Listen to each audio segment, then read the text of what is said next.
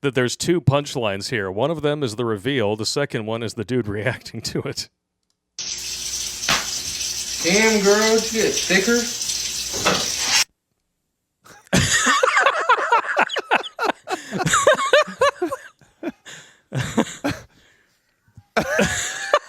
He just walks. There's been like a half a dozen times in my life where I saw shit I had no words for. I was like, Well, yeah, when you see this, like, I was positive that was a person bent over the sink washing dishes. Damn, girl, did you get thicker? Oh, God! Oh, that's like 350 pounds of no thank you. Wow.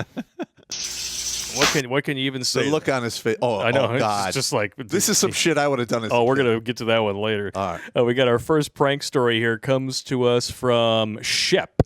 And he says, "What up, you mad lads? Funny work prank story for you here. And I know I'm cramming this in right before you go live from the lair. This was actually a couple months ago. Now, to set the stage, from 2015 to 2021, I worked in water transfer, which was involved with fracking.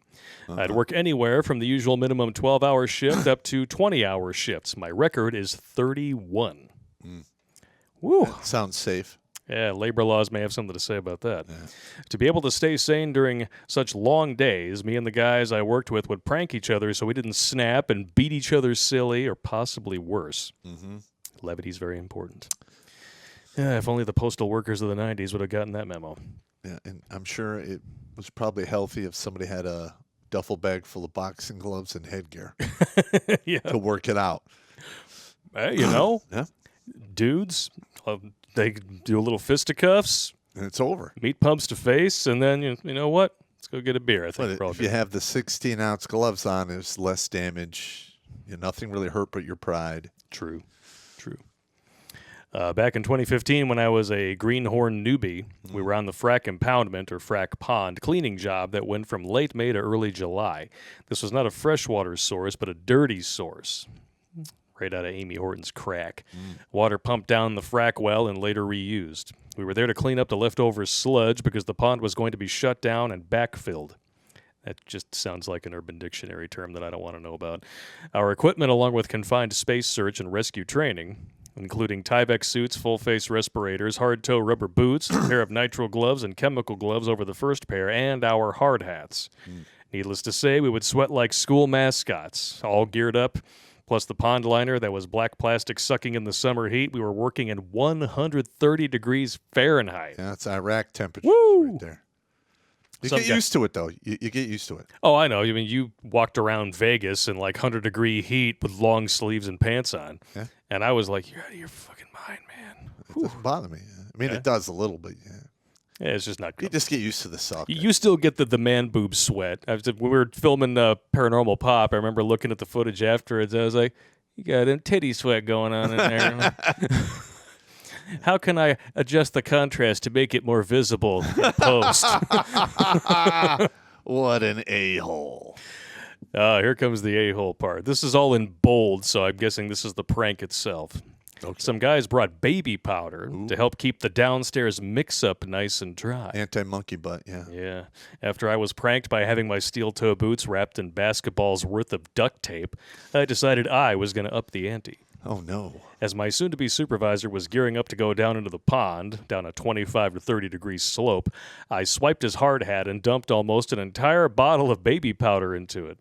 What made it better was that he didn't put his hard hat on right away, not until he was all the way down the slope and in the pond. Oh, no. I watched him go down and saw him put his hard hat on, and it was beautiful. It looked like a snowy upside-down mushroom cloud. He slams his hard hat onto the ground, kicks it around, arms flailing. He's livid, and I'm almost crying from laughing, Yeah, literally rolling on the dirty containment floor. Yeah, I love these pranks. That's good stuff. It's a nice, clean prank, too. No one gets hurt. You know?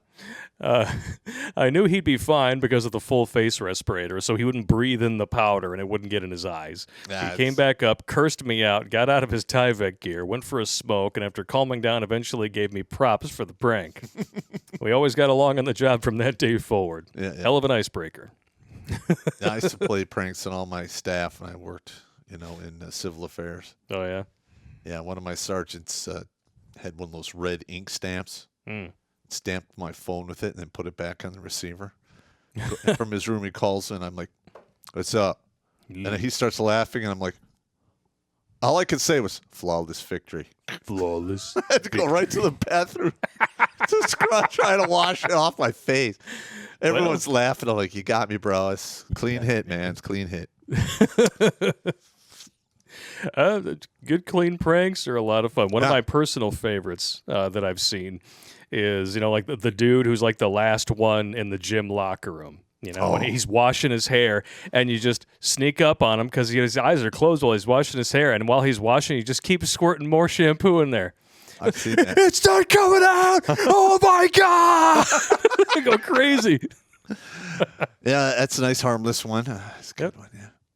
I say no one gets hurt. I mean, pain looks great on other people, don't get me wrong, but, a prank's gone bad can also hurt you. So. Yeah, I remember I filled this one guy's Jeep up with packing peanuts. That's classic. He's like driving out of the parking lot to go to like the coin car wash to get. I bet it looked like a broken snow globe going down the street. It looked like popcorn is like flying over.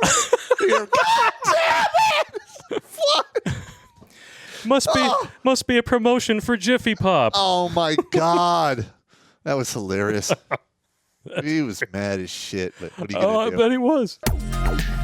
Watch Grunt Speak live every Tuesday and Thursday at 8 p.m. Eastern. And if you want to join Pop for Supporter Sundays, go to redonkulous.com/donate and make a monthly pledge. A link is in the meat caser box.